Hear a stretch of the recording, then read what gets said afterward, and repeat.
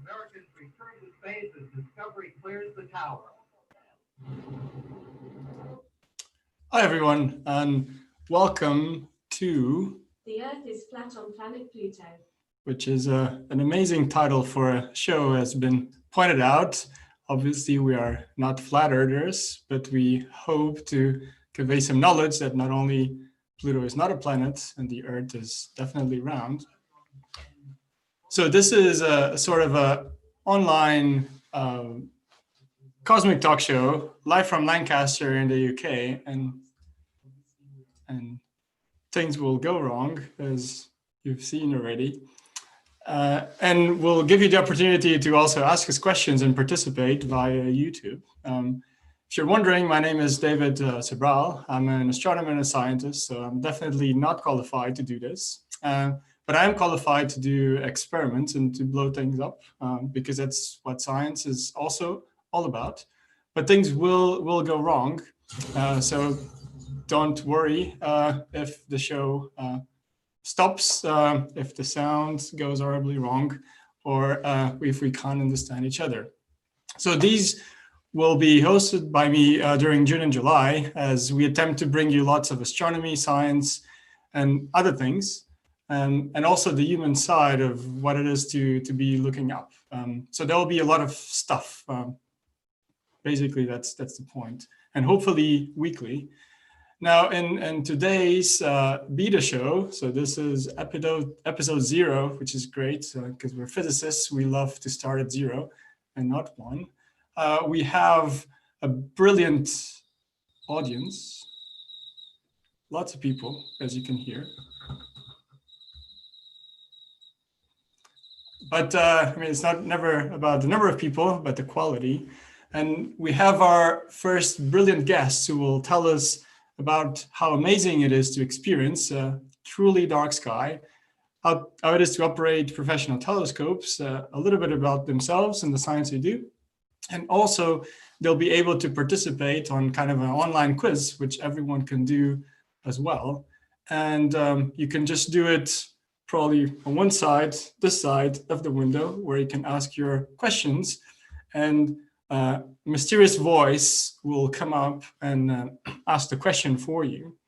Now, for now, please welcome our guests for today, Karolina Wresilo, if I've pronounced it correctly, Andrew Jenkins, and Emma Dodd. And our audience is ecstatic to have you today. It is a privilege. So thank you so much for coming into the show. How are you all doing? And you will need to unmute yourselves now. Not too bad, David. Not too bad. All good? Yeah, all good.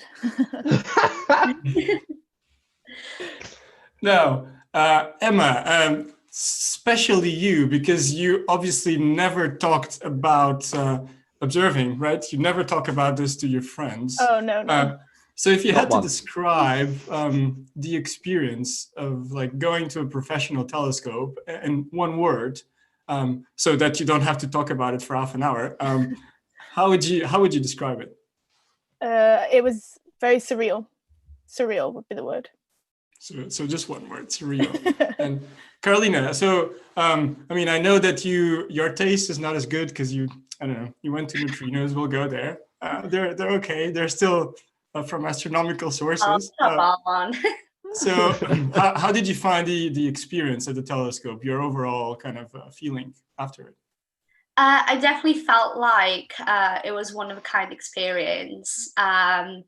It was my first sort of experience of what real life research is like before I did any internships or anything like that. So it's definitely a very valuable experience. I loved being on site. I think my favorite thing was, getting up in the morning, rolling my blind up and seeing all those telescopes just right there outside my window. So yeah, I'll definitely agree with Emma saying it was a surreal experience. Andrew, what do you think? Surreal, magical? Anything else? I think I'll always have to say magical. It's just in keeping with brand. But surreal is definitely a fantastic word to use. There's nothing quite like going outside and for the very first time in your life, not being able to see anything. And I really mean anything. You're looking at your own hand and you can't see it because it is so dark up there. It takes about 20 minutes for your eyes to adjust before you can then start seeing the vague surroundings and then the beauty that is the sky above you in the Milky Way, stretching across the whole top of the sky. And I guess the other thing that, we'll talk about a little bit more about how it was to be there, and I'll show some photos of you at the telescopes. And how was the traveling to it? I mean, did you expect anything like it? Because typically telescopes are in remote places, so it takes a while. How did you find that? I absolutely love the travel. I'm very fortunate. Look at us go. I'm very excited because I got to go on very small aircraft, and I'm quite a fan of aviation. So that was, as a nerd, that was quite exciting. But we also took a taxi up the side of a mountain. And one of the weirdest things that I just wasn't really expecting, although I probably should have, is the fact that we passed through the cloud layer in a car. And that kind of blew my mind, that you spent so much time passing through clouds and seeing them all around you, and then all of a sudden you're above them and they're below you, and that's something I've never experienced before, outside of an aircraft. But being that close to it was really cool. And Emma, so what was it that you enjoyed the most? And I'm sure you've enjoyed being in places like this, but was there a specific thing about the experience? So I think maybe the thing that I enjoyed the most was being able to go outside and at the end of the night and watch the sunrise, and we could all just sit outside with a cup of coffee or something and watch the sunrise, and start every night as well with a cup of coffee watching the sunset. So yeah, that was just phenomenal. Like, I've never seen sunsets and sunrises quite like that. It was beautiful. So what about the things that you were there observing? Can you tell me a little bit more about the targets you've proposed and the data you got out? Yeah, so we all had different targets that we got to choose, but specifically the main thing that we chose to target was star clusters. So there are two types of star clusters that exist, and a younger version that are called open clusters, and then an older globular clusters. And we took images of a selection of these different ones that were observable. And then we were able to, when we got back, reduce that data and do some science with that. So looking at determining their ages and different properties about these star clusters. So Andrew, so what were you observing there? I was specifically looking into a star in the Ursa Minor constellation. It was one of those daft star naming documents that my great aunt and uncle had got me many, many years prior. And I decided, you know what, let's actually get some data on this star and see if I can use the tools I was learning in Astro at the time to apply that to the real science here. So using luminosity to figure out distance, to get some properties about the star. And that's what I tried to do. Now, I managed some of that work. It was more of a challenge than I expected, but I did get some data out of it. And Karolina? Yeah, so I actually wanted to observe some variable stars because to see if I can plot the light curves for them, etc., as that was somewhat related to the internship I was doing later on that summer. However, unfortunately, we realised the variation in magnitudes was not large enough to be observed with the INC. You live and you learn, you know. But I mean, the time did not go to waste. In between familiarising myself with Python and annoying David, I had a chance to revise for my exams. So yeah, so that's the other thing that I was gonna talk about is how is it to do such an exciting experience, right? Like where you want to be outside and being hands-on, but also having to revise for an exam in like 2-3 days. I see Andrew's reaction is says it all. But I'd forgotten about that exam. I think there's photos of us sat on the floor, like trying desperately to revise for a maths exam before before, I think it was 2 days before. But of course, if we were observing at a telescope, we had to switch our sleep schedule. So basically becoming nocturnal. And the exam, I believe, I think it was 9 a.m. when we got back. So we had gotten back, slept, and then went to an exam. Funnily enough, that was the worst exam I'd sat that year by some margin. In fact, so that's a tale of, get some sleep, people. I'm sure you all did well anyway, even if it was your worst exam. Now, the other thing that people don't know, and I guess this is especially true for the INT, is just how scary it is, right? So can you share a story of, I don't know, for example, why you wouldn't want to go to the kitchen alone, or when you thought you've seen the ghost of Isaac Newton or some other ghost? No, I definitely wasn't expecting the INT to be as scary as it was. And I feel like when you're so sleep deprived, your mind will play tricks on you a lot. I remember, walking up the staircase, just thinking, I need to walk as fast as I can, don't look back kind of thing. So yeah. The biggest problem is because you're at such high altitude, if you then start trying to move faster to get away from the phantoms in the basement, you then get really out of breath, so you can't make it up the stairs properly. Oh, it was so creepy. It's the bed. It's that weird, the rooms that people used to sleep in, and they've just been abandoned, and they are creepy. You do, because all the lights down there are permanently off, so you just sort of wander around these semi-abandoned properties looking at empty old beds, and you can swear things are moving. I mean, my guess is that it's a good reason not to fall asleep, because you don't want to do it, except for the couch. I assume that it's probably the most popular place for people to sometimes fall asleep. Not naming names. No, I guess the big question, and before we move, is would you recommend this experience? What are your thoughts? Yeah, definitely. I mean, I think it was the best experience I've ever had, and I'm just waiting for the opportunity to get another chance to go and observe and do something similar, because I couldn't fault the experience at all. I think it was just incredible to be up there and to learn about how to actually go from the planning and preparation stage of observations to actually taking the data and then going back home and a few weeks later looking at that data and figuring it all out ourselves. I didn't think I would have learned that as well if we'd not been able to go there and do it and learn on the job. Yeah. What about you, Karolina? Yeah, I would absolutely recommend it to everyone. It was amazing, one of a kind, very unique opportunity.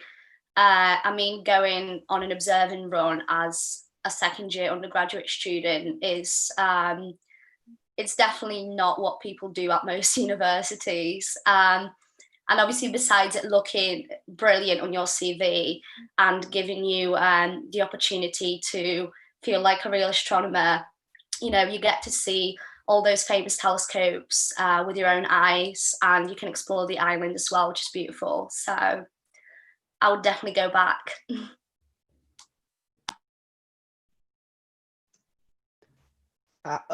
Absolutely. If I had the smallest chance of ever being allowed to go back again, I would jump at it immediately. It is easily one of the best things I've ever had the absolute pleasure of being able to do.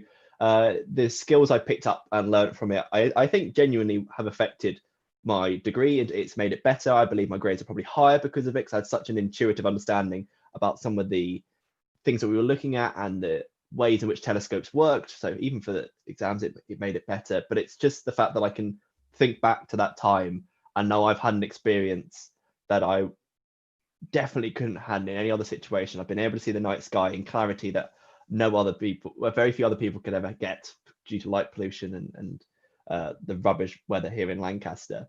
So when they say once in a lifetime, I really think this is one of those things if you somehow ever get the chance to do it, go on it, drop everything, go, love it, come back tired, and it's the best thing ever. So yes, if it ever comes up again, I don't know how I can get my way onto a trip, but I will definitely do it. Are you going to enroll in a degree just for the experience? It's a small chance. Now, talking about the degrees, I think you're now all officially free, right? Masters in physics. So I guess, yeah, so the big question I'm sure people on YouTube will be asking is, when you get a master's in physics, is that the moment where you can start to bend space-time with the power of your thoughts, or do you need to do a PhD? That's the important question. Andrew, I mean, you're also a specialist in magic, so can you probably answering this? So I'm not doing a PhD. So I've finished my master's in astrophysics, and then I am running away from academia. But I say I'm running away from academia. I'm not really. I'm staying in the department to help teach other people about physics. So I'm going to be working in outreach, teaching schools and universities the wonders that are physics. But by no means, at the end of 4 years of a degree, are you even close to comprehending physics as a whole? There's the great adage, I can't remember who says it, that the more you know, the more you realize how little you actually know. And nothing is more true. Every year, you just suddenly realize how much of an idiot you actually are. I would need many, many more years of training to be good at one tiny little thing. So instead, I've decided I'll take what I've learned and give to those that have never had the opportunity to have the same experiences as myself, and hopefully inspire them to get involved in science the way that I've been able to. Which is also hopefully what we might be able to do this with the kind of 4 or 5 people watching this all over the world. Karolina, do you want to add anything? Can you bend space-time with your mind, or not really? Well, definitely not. I would definitely agree with Andrew. The more you know how much you don't know, I guess. Obviously, I'm going to do my PhD in neutrino physics next year, and I'm super excited about that. And I can't wait for the moment where I can say, you know, I'm an expert at neutrinos. But the thing is, I think the saddest thing about learning physics is knowing that you will never know it all. There's always another layer of complexity. But yeah, I'm excited for what the future holds, and I'm looking forward to learning more. So I guess you've talked about neutrinos. So, I mean, why should we even care about neutrinos? I mean, you can't take a photo with a telescope. Right? No. Can you convince us why we should care about neutrinos and what they are actually for people that have never heard about? Yeah. So neutrinos are definitely very important. And so for those who don't know, neutrinos are these extremely light, weakly interacting particles, which basically means they do not want to interact with anything, which makes them extremely difficult to detect. You know, a neutrino traveling through space could pass through something like, I think it's like 100 light years of steel and not see it, not interact with it once. So yeah, it's extremely difficult to detect them. However, we are interested in them because they are a little bit different to other elementary particles. They are different in terms of the fact that they oscillate. So there are 3 types of neutrino, the electron, muon, and tau neutrino. And as a neutrino is traveling through space, it can actually change from one type to another.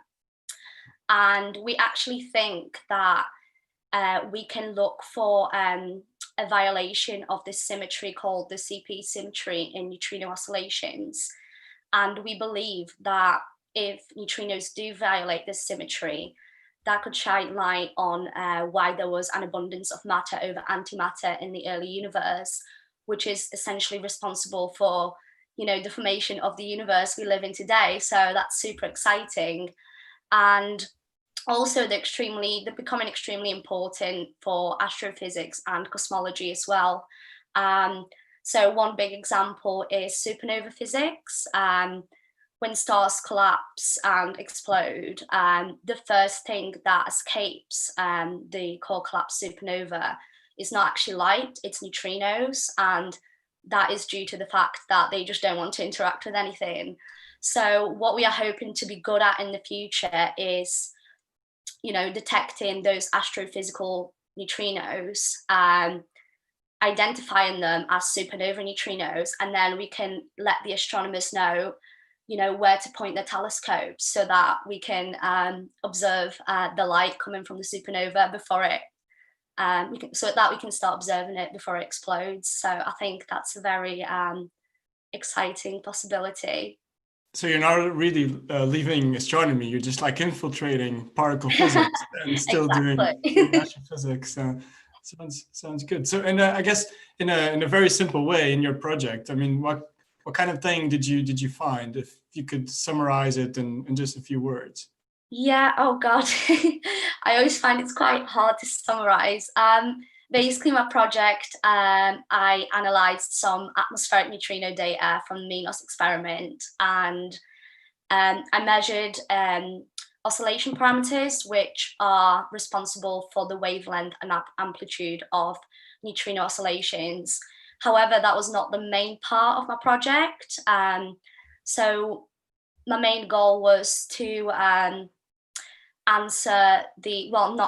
look into the mass hierarchy problem, which essentially refers to the ordering of the mass eigenstates of neutrinos. And the mass eigenstates, very simply, make up the different neutrino types I was talking about before. Unfortunately, my result was very statistically limited due to Minos not being able to collect a large enough number of neutrinos because they just don't want to interact. However, yeah, it was still a good project. I learned a lot. I confirmed some previous results from the Minos collaboration. So yeah. It's very good. Maybe you've convinced some people to do physics, neutrino oscillations. Now, Andrew, and before we go to even larger scales, I mean, you kind of didn't really go to the stars, but you kept yourself in the solar system, right? So what were you studying? Yeah, I did. I was looking at Jupiter's magnetosphere. So the magnetic field around Jupiter and where that dominates over the magnetic field from the sun. What I was specifically looking at, I can never say that word properly, was how information is transferred within the magnetosphere, because Jupiter's is so big and the scales we're talking about are so vast, it takes time for information to be transferred from the planet to the plasma orbiting the planet and then coming back again. So the idea being, let's say we've got a bit of plasma, so just really hot gases orbiting Jupiter, and that needs to have some energy imparted upon it. It needs to move a bit faster as it's orbiting to keep with the rest of the plasma.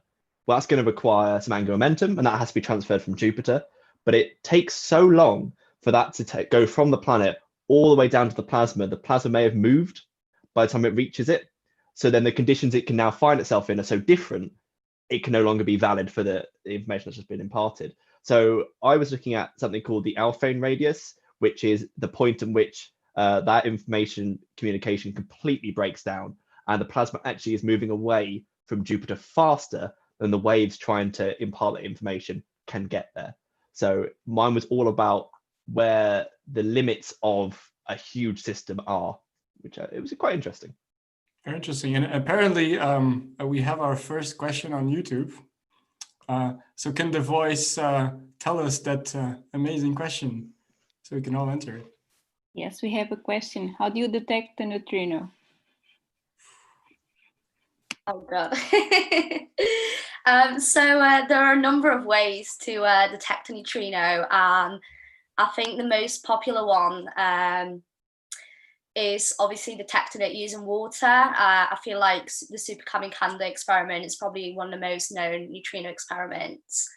And basically the principle of that is as a neutrino, when a neutrino interacts with a molecule, the water molecule, it will emit a particle of the corresponding flavor. So an electron neutrino will emit an electron, a muon neutrino will emit a muon, and so on. And so when those particles are emitted, they actually travel faster than light in water, because obviously light slows down as it travels through different materials. And when a particle is able to move at a speed greater than the speed of light in a medium, it emits light. And then basically we analyze that light, and then we are able to tell, oh, we've seen a neutrino or a muon. And, you know, if we know we've observed, if we know we observed an electron, we can then infer the presence of an electron neutrino, which interacted with the molecule in the first place. And there are different types of detectors, but the principles are more or less the same. So I guess basically big tanks and substantially underwater, right? So they can avoid anything else. Yeah. And also a good reason to travel to Japan. Well, not currently, but yes. Now, Emma, because you also never talk about the things you do. You're not passionate at all about these things, which people call globular clusters, which I usually call space vampires. But we can go there. So, what exactly did you study during your project, and what did you find? So during my master's project, I decided to carry on with the star cluster love that I kind of got in my second year. And through this, I decided to look into the globular clusters in more detail, which are the oldest star clusters that are in our galaxy. And the important thing about globular clusters is that their age estimates are the same sort of order of the universe, and they're thought to have formed when the actual galaxy itself formed. And so there are a lot of theories of how their formation could link with the galaxy's formation. So to try and understand more about our galaxy's own formation, we need to first understand globular cluster formation. And this is something that we don't quite know a lot about yet. And the way that we can try and, I guess, observe globular cluster formation is by looking at what's called a high redshift. So this is because light travels at one set speed, and the universe is so huge, a source that is really, really far away at what's called a high redshift will emit light that takes a longer time to reach us than if it was just close by. And so when we image these distant sources that are at these really, really large distances, the time that it takes for the light to travel to us can be of the order of millions and billions of years. So we actually see what the source looked like when it was billions of years younger. So the idea is that we can find young globular clusters by observing at these large distances at high redshifts. And in my study, what I wanted to do was to use properties that we could determine from Milky Way globular clusters. So that's our own galaxy's globular clusters. And using just simple images like what we could take with the Isaac Newton telescope back in second year, we can determine their properties such as their ages and other properties, and then use this and modeling about stellar evolution to kind of backwards model and find out what they would have looked like when they were younger and when they had just formed. And then we can place them at high redshift and produce mock observational data, I guess, and see whether they would be observable with telescopes today. And what we found was that using my modeling it was quite simplified compared to what could be done if we include all different models and other aspects that could be important for globular clusters evolution.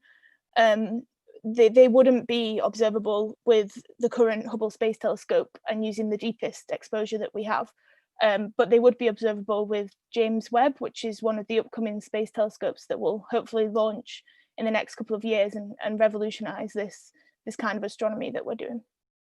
We all wish for that, but we've been wishing for that since 2008, and it's still not there. Yeah. Now, before we get a JWST, I guess an interesting thing that people might wonder is, so you talk about these concepts, right? But what kind of data and instruments have you used? So specifically you, Emma, what telescope data have you used?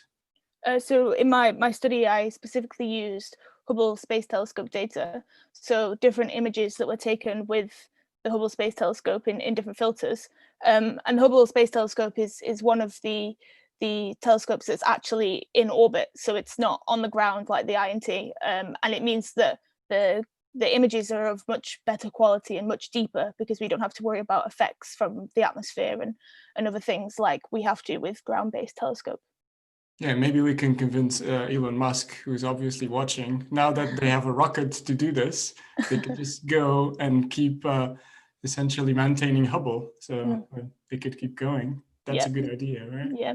Andrew, so what kind of data did you use? Or was it more just modeling and theoretical? It was a lot of modeling, but we were modeling based from models that came from data from Voyager and Galileo, the satellites that went out into deep space. But as they did, they managed to do some flybys of Jupiter before they headed out, and that gave basically in the early 90s early to mid 90s a large amount of data for Jupiter to be used to make all these models. Now, right at the moment, Juno is the latest probe to go to Jupiter. So the hope is that soon we will be able to get more up-to-date data and hopefully far more accurate data about Jupiter and be able to improve these models. So, and that's one of the findings that I managed to get to, was that some of the models are unfortunately out of date, or they result in situations that are completely unphysical if outside the boundaries that they were made for. So yeah, we're excited for a massive amount of new data to come in, hopefully soon. Yeah, and Karolina, I guess you didn't use a telescope, but what kind of data did you use and how did you collect it? Well, I actually did not collect the data myself. I was analysing some old data from 2014 and 2016 runs. So I was just analysing atmospheric neutrino data collected by the Neutrinos experiment. So atmospheric neutrinos come from, they originate through let me start again. So when cosmic rays bombard the upper atmosphere, interacting with molecules, that creates, cascades of all kinds of particles, and when they decay, that produces a lot of neutrinos, muon neutrinos and electron neutrinos in particular.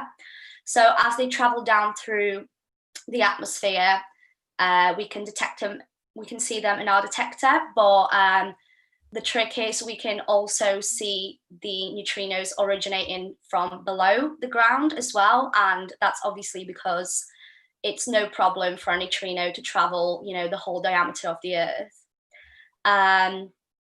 So yeah, that's basically it.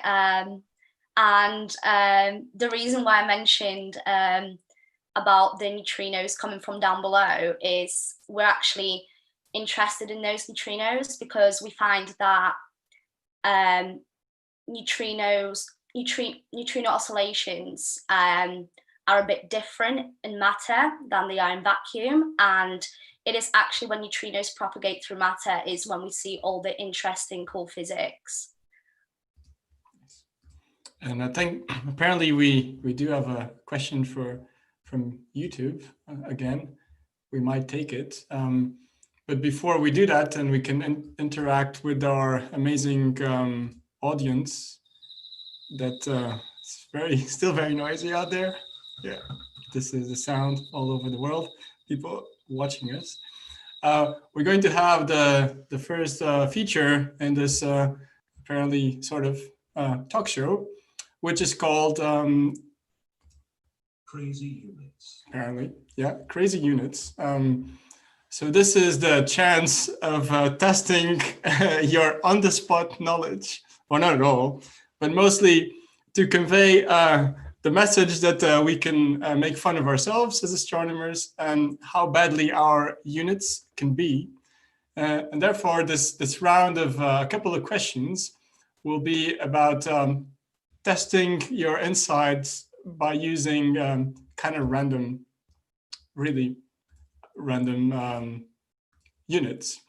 So for everyone that's watching at home or everywhere else, you should be able to see the question in this incredibly professional way of sharing it, which is a whiteboard, very physicist-like.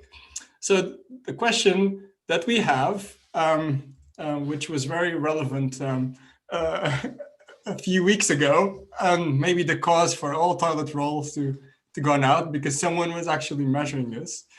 So the question that we have is the distance to the globular cluster Omega Centauri, so this is actually the largest, most massive globular cluster in the sky, that is quite distant from us. So if you wanted to measure this in toilet paper rolls, how many would you actually require? So the answer is definitely a very big number, but we do care about what is the actual number. So Emma is probably the most qualified to answer this question. So I will probably start with her. Emma, any guess?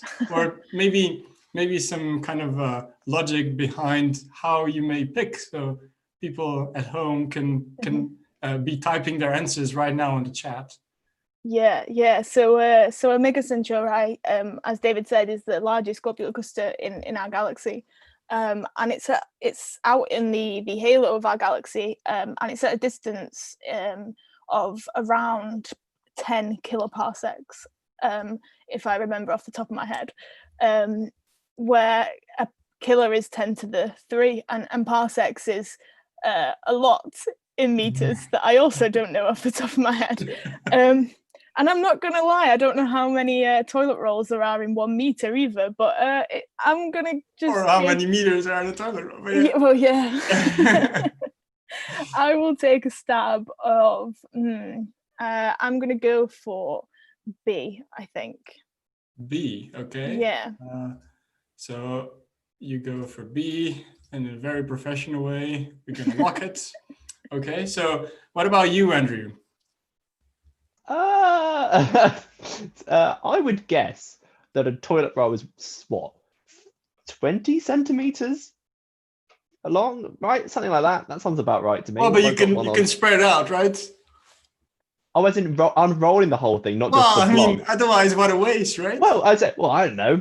This country's not very good at not wasting things, are they? I have no idea then how long a toilet roll is, but I also can't remember the conversion of light years to meters. I can convert, I mean, what's it? Parsec's 3.26 light years, right? Something like that. So I can convert that, but not the other one. I'd go for A though, I think. For A, okay. I think it isn't as far. Good. So Karolina, what are neutrinos telling you? Right, I'm not going to lie. There's plenty of neutrinos coming from... me off, because I was thinking what Andrew was thinking. I was trying to think about like the width of a toilet roll, but now I'm trying to unroll it in my head. Me too about the toilet roll, so yeah. Yeah, I'm gonna say that's why I might be wrong. Our physicists think. Yeah. So I'm going to make a wild guess. I'm going to say that there's 10 meters of toilet roll in a roll, I guess. I think that's a sensible, educated guess. So if we divide everything by 10, 10 to the 17. How many meters are in a light year? Time is almost up. Time is almost up. Right. Do you know what? I'm gonna go for A as well, because I think answer B is just a bit. Yeah, cool kids. Yeah. Okay. Yes. So I guess the person that studies Omega Centauri picked an answer. The other two picked the other answer. So I can tell you that the correct answer is, and I don't have sound now because obviously I can't share two things. This is too low cost. It's actually A. So A is the correct answer. Oh, what was I about? Also shows you that, I failed. even when you're a specialist, you may not know the answer in crazy units. So Omega Centauri is about 16,000 light years away, and a toilet roll measures about 30 meters.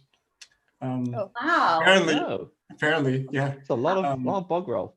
So if you want to actually go there, you do need 5 quintillion rolls, which definitely exhausts the worldwide stock. So I think this is the reason why there were no toilet paper. People were wondering, is because of astronomers.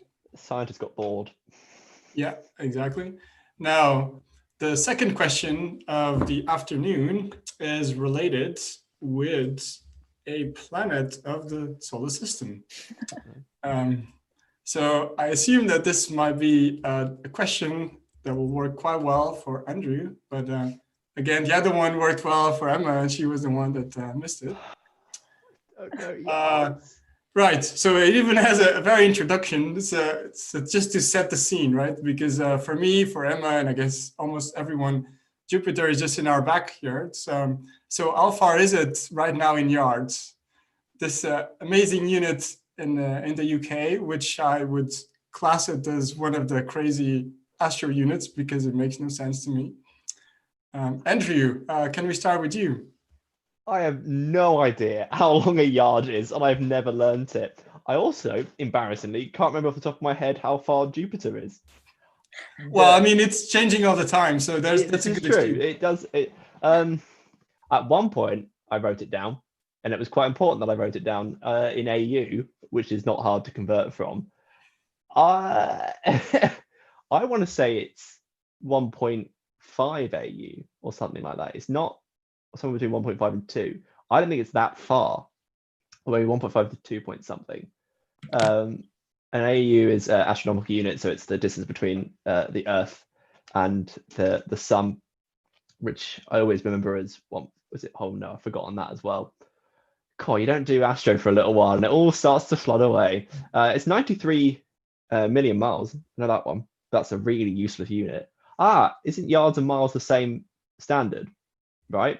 So, how many yards are in a mile? Not that I know that either. I will just guess. It's really bad, and go for C because it's a nice middle ground. Okay, that's a good way of thinking. Really Karolina, what is your guess? I mean, Jupiter doesn't really emit many neutrinos, so I don't know. I mean, I would talk you through my train of thought, but there is none because I also do not understand the yards, etc. But I do have a feeling it could be A. Okay, A, it's a good guess. Emma? It's closer than globular clusters. Yeah, it is. So I again don't know anything about yards. But since you said that it's just in our backyard for us, I'm going to go for the lowest one and go for B. B, wow, okay. Right, so I guess one of you will get it right by definition. That's good. So the correct answer is actually C. So is the correct answer. He is the expert. Jupiter is currently 657 million kilometers away, and apparently a yard is basically a meter. It's 0.9 meters. That's the things you learn here, obviously, firsthand. Yes. So I hope people at home, the millions of people listening to us, have got it right as well. I think we do have another question from YouTube. If the voice from beyond can tell us what it is. Yes, we have from Mauro Franqueira. Why do you think the antimatter lose against its counterpart? And how would the universe be like if it was made of antimatter? I think this is a question for Karolina. Right, so How do we know that we're not made of antimatter? I mean, it's quite kind of discriminatory way of thinking. I mean, we could be, made of antimatter, but it's just what we know. So we think we call it the ordinary matter. If the universe was made out of antimatter, I feel like it would look exactly the same. It would just be antimatter instead of matter. And the reason we know that there was less antimatter, the reason why we know there was an abundance of matter over antimatter in the early universe is because if they were created in equal amounts, they would have annihilated each other. And that's basically when that refers to a phenomenon in which when a particle meets its antiparticle, they annihilate into pure energy. So if that was the case, then the universe wouldn't exist right now. However, I think you know, everyone would agree with me that we exist, hopefully. Hopefully this is not a simulation. So yeah. Yes. You might be able to talk Or it about could be the Matrix, you know. it. Is the Matrix. We're all online now, so yeah, pretty much. Right. So I guess now it might be time to talk a little bit more about yourselves, so that people can be inspired about your paths or not. So I'll probably start with Emma. So when you were a child, what did you want it to be when you grew up? Did you want it to become an astronomer, or did you even knew astronomy existed? So when I was really young, I don't think I did. I don't think I knew much about the moon or the stars or the planets or anything. I definitely didn't realize there was more than just our solar system. But I think I like flipped between a few different jobs and never really settled on one path until I was about 16 in year 11, and I learned about going to Mars and the idea of humans being able to occupy Mars, and I just thought it was amazing that we could do this, and the astronauts existed, and I don't know, that kind of took me onto the path of realizing how amazing physics was, and setting the mood yeah, and realizing how all these equations and stuff that we were learning in class can be used to do such amazing things, like going to other planets and things like that. And so that's what put me on the path of physics and specifically astrophysics, and then going to university, finding out about research and all the amazing things, as well as planets and the solar system, and learning about our own galaxy and far beyond that, made me stay on this path. Yeah. Andrew, so why did you want it to be like a magician, a physicist, an astronomer? What did you want it to be? Right off the bat, when I was quite young, up until the age of about 17, I wanted to be a pilot. Absolutely, it was my 100% my dream was to fly commercial planes. And then just before getting to university, I looked into it properly and I realized it costs £100,000 to train. And I also looked ahead at the industry, and I didn't know that COVID was coming, but I knew that it was going to start struggling really soon with fuel costs and the environment. So I thought maybe avoid that industry. I'm fairly glad I did. But I've always had a love of space. I thought space was really cool. I was very excited at A-level when we got the chance to do the Astro module for my A-level. I love space so much that I have a Lego Saturn V rocket sat in my room, as I had for about 2 years after doing a magic gig and being able to pay for it. Like the cool kid I am. I fell into it more than anything else. I actually started my degree on particle physics because we did particle at school, and I thought that was really cool. And I got to university and realized, no, Astro is far cooler. We do more exciting things. You get to go to Palma. It was a good switch for me. And then I love the fact that I can understand something that is quite easily graspable for a lot of people. They can look up and see the stars and go, well, there's this, what's that star doing? I can explain that. And that's an absolute privilege, which I love doing. So yeah.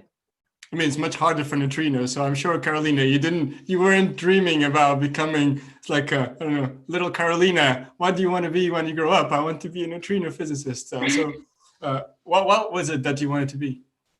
Yeah, no, that definitely wasn't the case. I mean, I've always been really fascinated by space since a very young age. And I think that's partly thanks to my brother, who's always, he's the cleverest guy ever. So I feel like I always wanted to be like him, and he's inspired me a lot.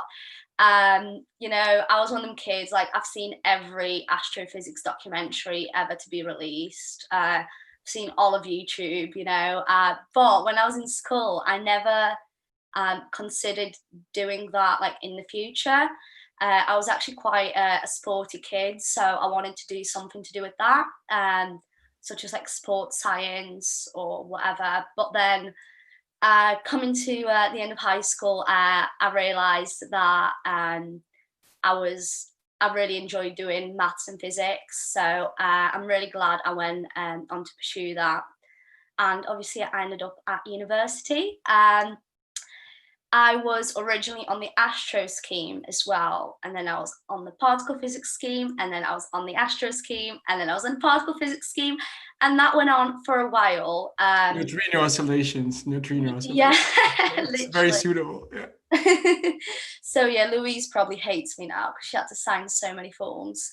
But yeah, and I was still doing astro last year. I did the astrophysics project, which I absolutely loved. I still think it was the best choice of project, as we're the only people that actually got to use real data. So that was definitely a plus. But things changed towards the end of third year, and here I am. You're still going to be doing some astrophysics, so it's okay. There's some hope for you. It all relates to one another, so. And I mean, if you could kind of travel back in time, is there any advice that you'd give to your younger self? I would say to myself that, you know, don't be scared to be curious and ask loads of questions. And yeah, I don't know, start revising early, especially if you're going to La Palma in the middle of your exams. Best advice ever. Yeah. I see that Andrew agrees. Would you add anything else in terms of advice for your younger self? Oh, if I could go back and see my younger self, I would tell him to calm down, because I was always just frustrated either with the world or what I was doing. But also all right. No, yes, I'm not a particularly calm person. I'm quite energetic. I would definitely say take more risks. Get involved. You know, I was involved in many things, but they were all quite safe, and they were all the stuff I already knew how I could do. Experiment, try new things, go be creative. You love performing, go try that. Get involved in stuff that puts you out your comfort zone a bit more, and relax. Everything kind of just works itself out, and life's too short to spend a lot of time worrying. It's a mentality I picked up, especially later in my degree, not early, much later, when things sort of go wrong and you realize you can't normally work your way through them. So yeah, but that's an experience you can't tell someone. You have to just sort of learn it yourself as well. You know, you don't learn that things are going to be okay until you've realized, no, they're probably going to be okay. So yeah, it's around that sort of theme and bubble. I'm sure you can tell them, but I'm sure they will ignore them. Yeah, absolutely. I would also ignore me, and frequently ignore people like me. Yeah. What about you, Emma? What would you say to yourself? I think I'd try and tell myself to just believe in myself a little bit more, because when I came to university, I didn't think I was very good at physics, and I thought that everyone else was so much better than me, and that I couldn't keep up, and I wasn't going to make it through even my first year because the modules were hard and everything. But then when I started doing the internships and doing research and seeing why we were doing all of the other stuff and starting to believe why, that I didn't need to know absolutely everything, and like what Andrew said earlier about how the more you've learned, the more you realize you don't know anything, and just kind of actually accepting that, and accepting that I'm not going to know everything about physics, but if I specialize in one area that I love and have this passion for, then I'm going to learn it and I'm going to have a good time, and that's what I've been doing. It's very good. Now, the other thing that's really important, apart from kind of facing imposter syndrome, which I'm sure everyone does one time or the other, are kind of sort of mentors or people that you look up in the field, even if it's just people on big TV shows. So I'll start with you, Emma. Was there, like, when you started considering doing astronomy, was there a specific figure you saw on like television, or that you read books that was really important for you to carry on? Yeah, so when I actually realized that you could do all these things with physics was in year 11, when I went to GCSE Science Live, and there was a talk by Dr. Maggie Pocock, if I've pronounced that right, and she talked about colonizing Mars, and that's what like got me so excited at that time, and I read some of her books and looked into it more and learned all about SpaceX and Elon Musk, and it's crazy to see how all that's going now since then. So yeah, I think it was just everything, like anything that I could, that once I knew I had this interest in and found out about all these things, it was just, yeah, everyone that I saw that talked about it, like even Brian Cox, like watching his things were amazing, and knowing that he worked just close to where I lived at home in Manchester was incredible. Yeah. He was probably traveling the world for most of the time. Yeah. Andrew, what about you? Did you have like a specific role model or someone that really inspired you after you got that kick in the back saying you weren't going to be a pilot, at least for now? Yeah, as stereotypical as it is, Brian Cox, I watched a lot of the documentaries, which I love, I still do. And I went, that's really cool. I want to learn more about that. In fact, I then decided, even before coming to university, mostly I want to do that. I want to go out there and teach physics in a different and unique way. I didn't want to be a teacher. I did TAing for a while, and that wasn't for me. But I love the passion that he had and showed to the public. And I thought, that's exactly what I want to do, and I'm frustrated that I can't do that. So most of my degree and going forward has been always to aim towards that. So it's been really quite nice to have a figurehead to work towards in that regard. And Karolina, what about you? Apart from your brother, I guess. Yeah, I know. I'm sure I had famous role models back in my time as well, but I always think about my teachers in college, especially my maths and physics teachers. They inspired me in the way that they were like extremely bright people, and I always wanted to be as clever as they are. Especially my physics teacher, he always pushed me to keep going. He always was happy to stay behind with me, and to make sure I understand everything. And oh my God, he must have hated me, because I was one of them kids that would always interrupt the lesson like a million times every 5 minutes to sort of like clarify certain things. So he must have been getting quite annoyed at me at times, but he was sort of my role model, and he really really pushed me to keep going and encouraged me to pursue my dreams. So yeah. I'm sure he was not annoyed and more like proud, I'm pretty sure. Yeah, I mean, I'm sure he was annoyed at times. I can get very annoyed.